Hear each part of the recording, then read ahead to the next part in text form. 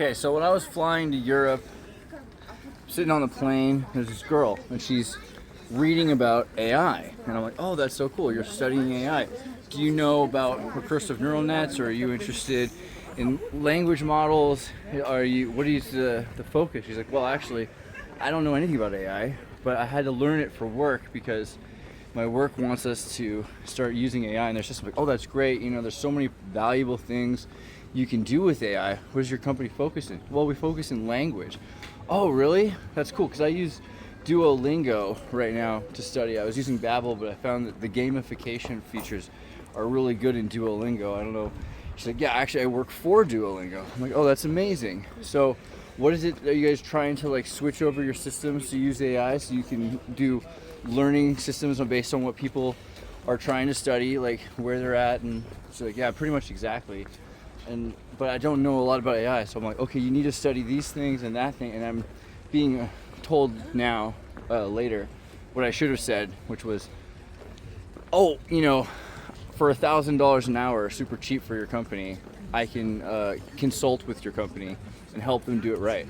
And that would have been good for me because I need the money, but also it probably would have been good for Duolingo, because as soon as I landed, within a week or two, like a month, more like a month later, I started seeing these reports and people saying Duolingo screwed up their whole model with AI, getting rid of what they had before, and the people, they had these consulting trainers, and replaced it all with AI, and the AI wasn't right.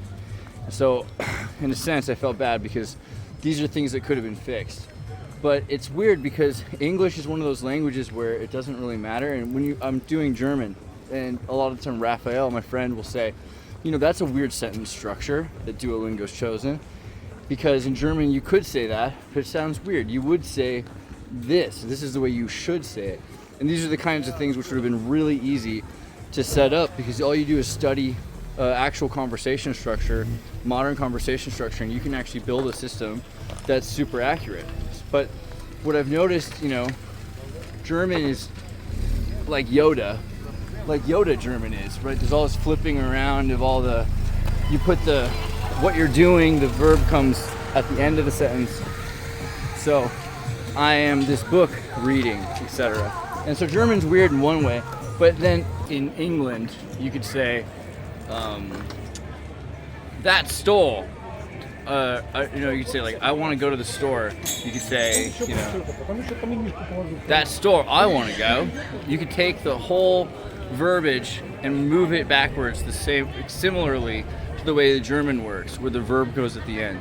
But you could also have multiple ways of doing it, the way the French do it. The main thing is we have a reductionist system in English, so you don't have multiple grammars for different verbs. I go to the store, you go to the store, he goes to the store, she goes to the store. Like in Spanish or in German, like particularly in Spanish is a great example.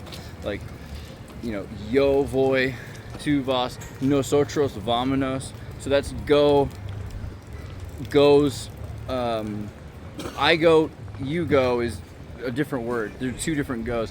And if we go, it's a whole other word. So there's multiple words. English gets rid of all of that. But we also incorporate every other language. So you can, you know, German screwed up in one way, French and Spanish screwed up in other ways.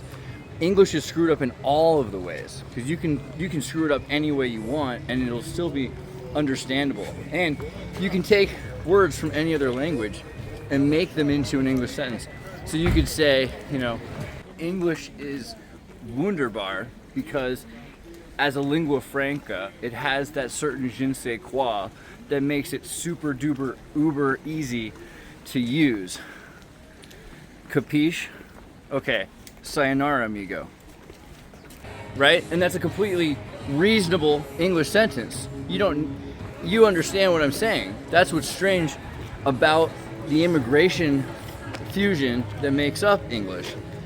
You can't do that with any other language. I think this is a reason why English is so valuable. And even though it's like I kind of hate English, I can see why it's become sort of the solution for the Babylon system, because you can incorporate all of these ideas together into a new world lingua franca.